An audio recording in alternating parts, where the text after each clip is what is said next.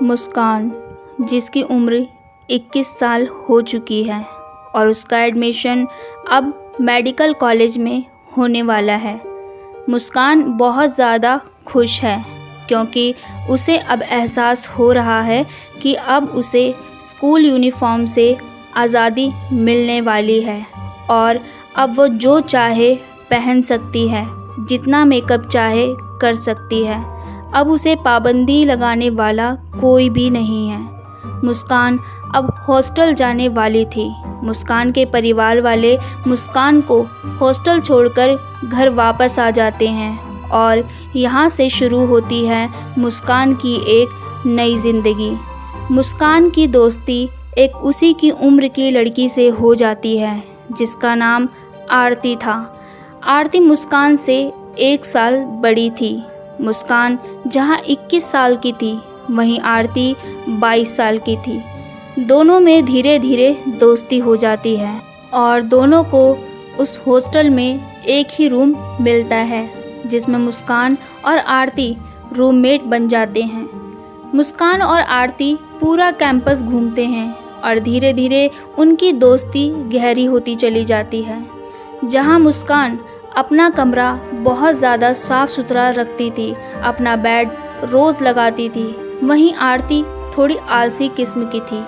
एक रात मुस्कान अपनी पानी की बोतल भर के अपने सिरहाने रखकर सो जाती है और उसी रात आरती को ज़ोर से प्यास लगती है और वो बिना मुस्कान के पूछे उसकी बोतल में मुंह लगाकर पानी पी लेती है और अचानक मुस्कान उसे ये करता हुआ देख लेती है।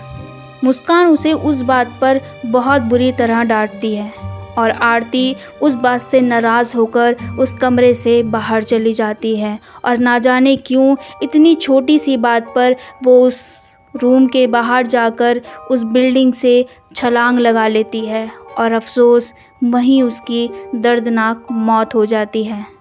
अब आप ये सोचेंगे कि इतनी छोटी सी बात के लिए कोई अपनी जान कैसे ले सकता है, तो इसके पीछे की वजह हम आपको आगे कहानी में बताएंगे। दरअसल मुस्कान जब आरती को पानी की बोतल छूने पर डांट रही थी, उसी समय एक तीसरी लड़की उनके कमरे में मौजूद थी जिसकी भनक दोनों में से किसी को नहीं थी। जब मुस्कान आरती को डांटकर वापस अपने बिस्तर पर सोने चली जाती है तो आरती अपने बेड पर आती है और वहां सोने के लिए जाती है। तभी अचानक आरती की नज़र उस तीसरी लड़की पर पड़ती है। आरती उससे सवाल करती है कि तुम कौन हो और हमारे कमरे में क्या कर रही हो।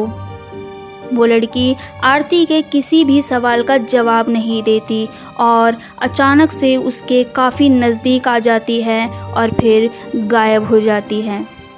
ये सब होने के बाद आरती उसी समय अपने कमरे से बाहर निकलती है और छलांग लगा देती है। जब इसके पीछे की वजह का पता चला तो ये बात सामने आई कि जिस कमरे में आरती और मुस्कान रह रहे थे, उस कमरे में एक 2 साल पहले लड़की ने आत्महत्या कर ली थी। वो मेडिकल एग्ज़ाम में फ़ेल हो गई थी। उसे डर था कि अब वो अपने पिता से क्या कहेगी, अपने परिवार का कैसे सामना करेगी और फिर उसी रात को उस लड़की ने फांसी लगा ली और जान दे दी। तभी से उसकी आत्मा उस कमरे में भटक रही थी, लेकिन किसी ने भी मुस्कान और आरती को उस कमरे की सच्चाई नहीं बताई। और आज मुस्कान ने जिस तरह आरती को डांटा था, उसे लगने लगा कि शायद मेरी डांट की वजह से आरती ने अपनी जान दे दी है, लेकिन सच्चाई कुछ और ही थी। दरअसल जब आरती कमरे में उस तीसरी लड़की को देखती है तो वो लड़की की आत्मा आरती से कहने लगती है कि जिस तरह से मैं फ़ेल हुई हूँ, मैं नहीं चाहती तुम्हारी फ्रेंड मुस्कान भी फ़ेल हो जाए। मुझे लगता है कि तुम उसके ज़िंदगी में रुकावट बन रही हो, इसलिए तुम्हें मरना होगा।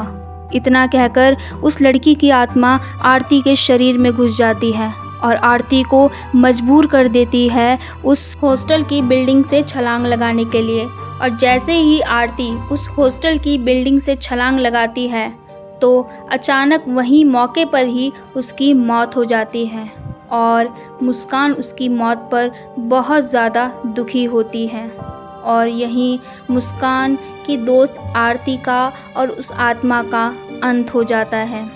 और मुस्कान जब पास होकर उस कॉलेज को छोड़कर जा रही होती है तो वो अपनी दोस्त को याद करती है और फिर उस कॉलेज की तरफ कभी मुड़कर नहीं देखती।